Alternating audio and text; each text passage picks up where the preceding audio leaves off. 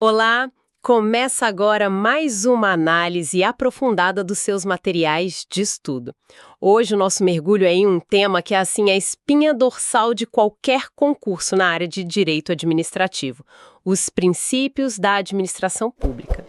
Um tema central, sem dúvida. E a partir do material que a gente recebeu, vamos focar em três gigantes: moralidade, publicidade e eficiência. Os três pilares. Exato. E a nossa missão aqui é ir além do decoreba, sabe? Vamos tentar conectar as peças. A ideia é entender como esses princípios funcionam como um sistema de freios e contrapesos sobre o poder do Estado. Interessante essa visão. Porque não basta um ato ser legal, né? Ele precisa ser ético, transparente e, claro, gerar resultados. Vamos ver como a doutrina, os exemplos e a jurisprudência do STF montam esse quebra-cabeça. Exato. E o que eu acho fascinante nos materiais é que eles nos convidam a pensar nesses princípios não como regras isoladas, mas como uma narrativa, sabe? Uma narrativa. Como assim? Primeiro, o controle ético interno com a moralidade. Depois, o controle social externo, que vem com a publicidade, e, por fim, o controle de resultados com a eficiência. Ah, entendi a sequência. Faz todo sentido. Então a gente vai explorar a lógica por trás de cada um, começando pela moralidade, que já nos joga direto na polêmica do nepotismo e da famosa súmula vinculante 13. Certo, então vamos começar a desempacotar isso. O primeiro ponto que, assim, salta aos olhos nos textos é a ideia de que a moralidade tem juridicidade própria.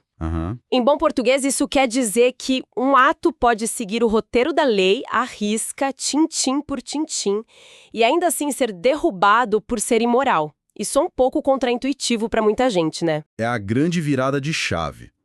E para entender isso, a gente precisa de um conceito que os materiais martelam bastante: a moralidade objetiva. Moralidade objetiva. Isso. Não estamos falando do que o prefeito ou o ministro acham que é certo ou errado no seu íntimo, na sua consciência. A questão é: qual é o padrão de honestidade e de ética que a sociedade espera de um administrador público? Ah, é uma moral da coletividade? Exatamente. É um padrão médio de decência. A intenção do agente, se foi boa ou má, isso não entra na equação. Certo, isso faz sentido. O exemplo clássico que os textos trazem é o da autoridade que nomeia o próprio filho para um cargo em comissão.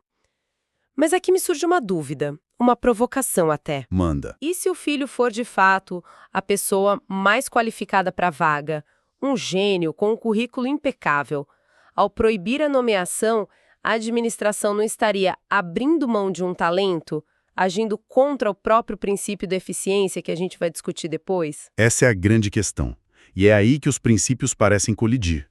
A resposta do judiciário, que foi consolidada pelo STF, é que o dano à confiança pública e à isonomia... A ideia de que todos devem ter chances iguais. Exato. Esse dano é maior do que o eventual ganho de ter aquele profissional específico.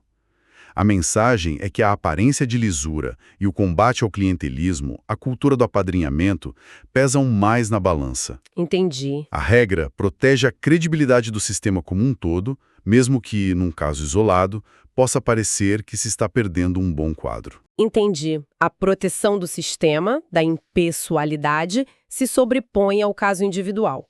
E aqui a coisa fica realmente interessante, porque os materiais mostram que essa proteção não precisa de uma lei específica para existir. A história da súmula vinculante 13 é a prova viva disso. É uma história fantástica para entender o poder dos princípios. Tudo começou quando o Conselho Nacional de Justiça, o CNJ, editou uma resolução proibindo a contratação de parentes dentro do Poder Judiciário. Certo. A reação foi imediata. Como assim? O CNJ não é o Congresso Nacional, não pode criar leis, e não existe uma lei federal proibindo o nepotismo de forma geral. Uma briga boa.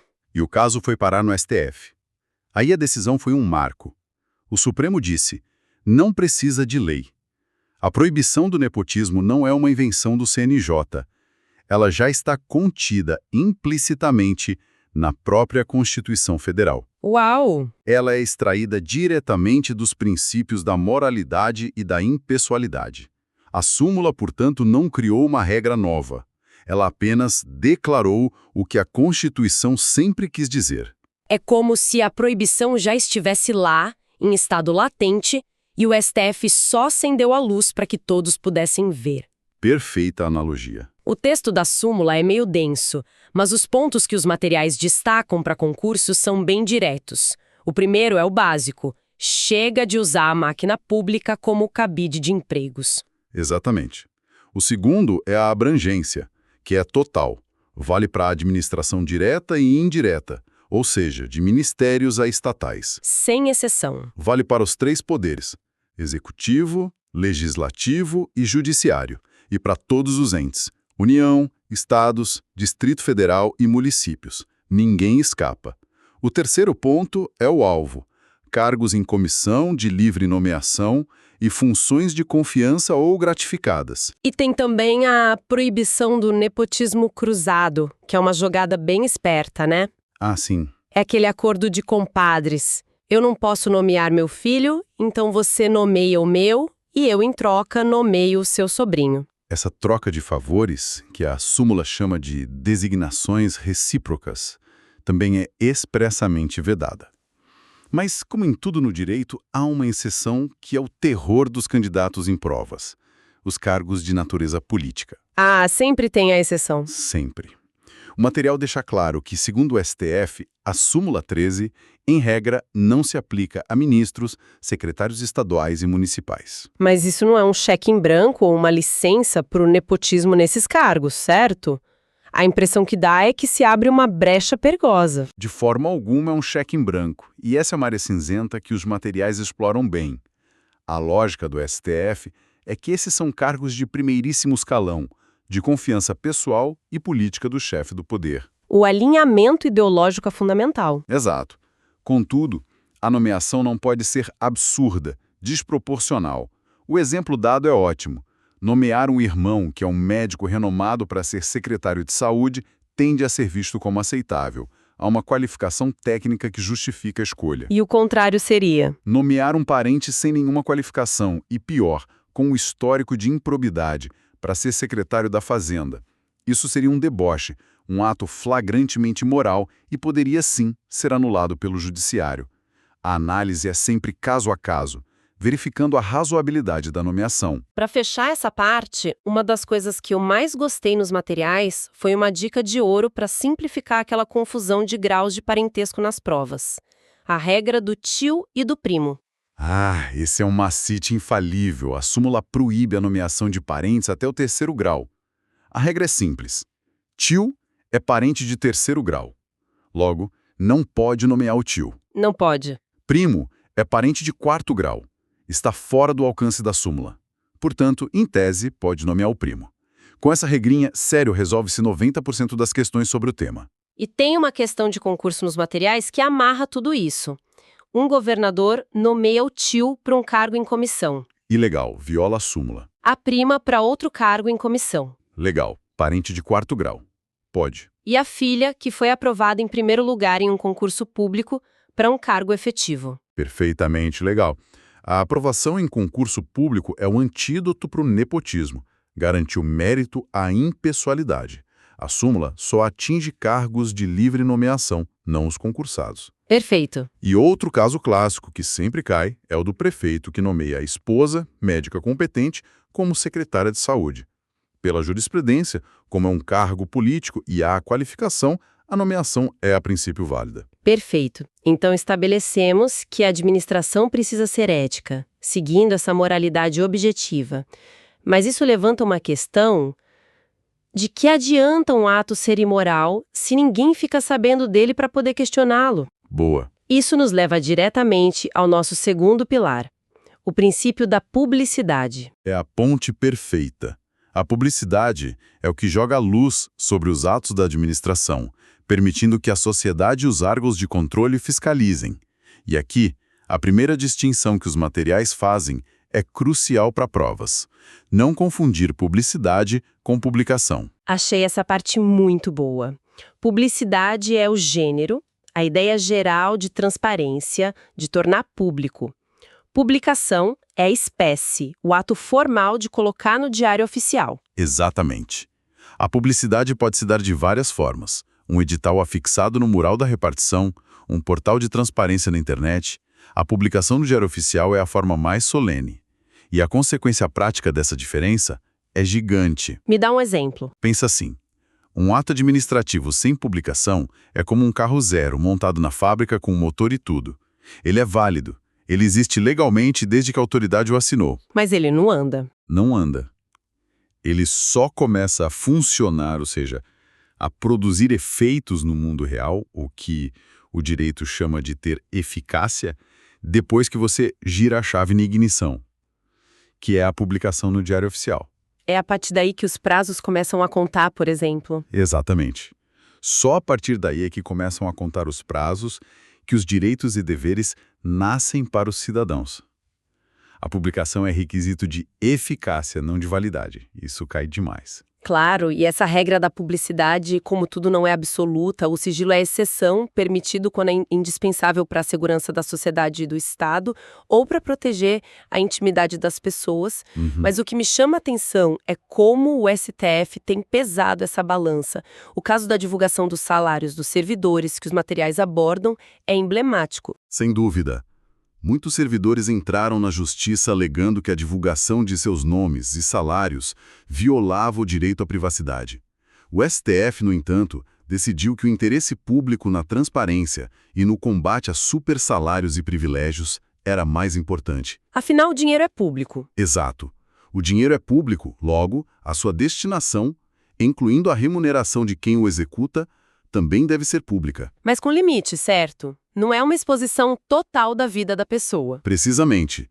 O próprio STF estabeleceu que a transparência não pode se tornar uma devassa.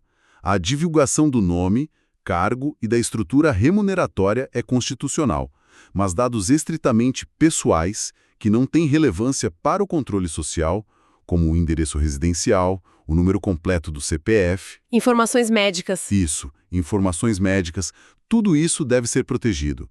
É um equilíbrio delicado entre o direito de informar e o direito à privacidade. Ok, então o ato administrativo precisa ser ético e transparente. Mas isso é suficiente? Vamos imaginar um gestor público que é a pessoa mais honesta do mundo, publica todos os seus atos, mas é um péssimo administrador. Seus projetos são caros, lentos e não resolvem o problema da população.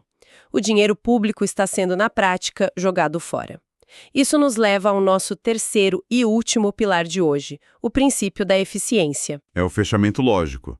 A eficiência é o princípio mais jovem, ele não estava no texto original da Constituição de 88, foi inserido em 1998 com a Emenda Constitucional 19, a famosa reforma administrativa. A ideia era essa, né? Cobrar resultados. Exatamente. Cobrar da administração não apenas legalidade e moralidade, mas também resultados. É a busca por mais rendimento com menos desperdício. E os materiais, citando a professora Maria Silvia de Pietro, mostram que essa busca por eficiência se manifesta em duas frentes. Uma é na estrutura do Estado. Isso. A reforma de 98 tentou trazer para a administração pública um modelo de gestão mais gerencial, menos burocrático. A ideia de que o Estado não precisa executar tudo diretamente ganhou força.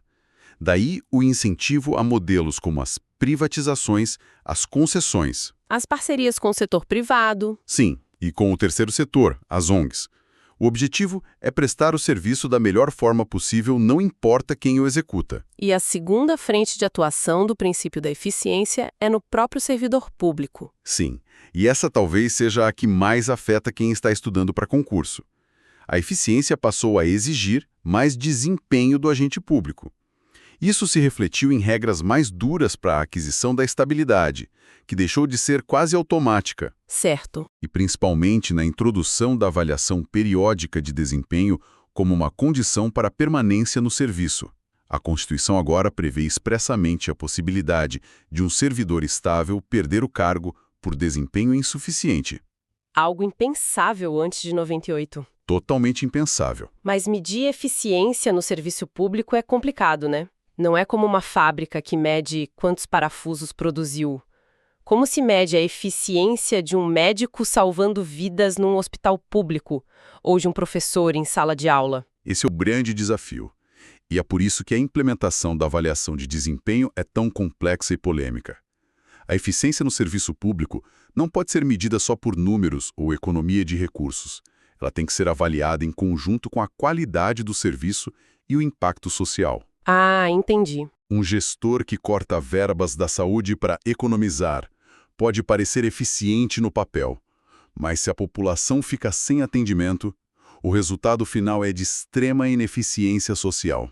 A eficiência pública é, portanto, a otimização de recursos para alcançar a máxima efetividade social. Uau!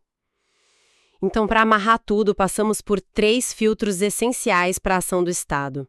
Primeiro, o da moralidade, que exige um padrão ético coletivo independente da lei e que deu origem à proibição do nepotismo. Depois, o filtro da publicidade, que joga a luz sobre os atos do poder, permitindo o controle pela sociedade, e que nos ensina que transparência é a regra. E, por fim, o filtro da eficiência, que cobre da administração pública uma atuação com mais qualidade, mais agilidade e menos desperdício, buscando resultados concretos para o cidadão. E todos eles, em conjunto, mostram que a legalidade é só o ponto de partida.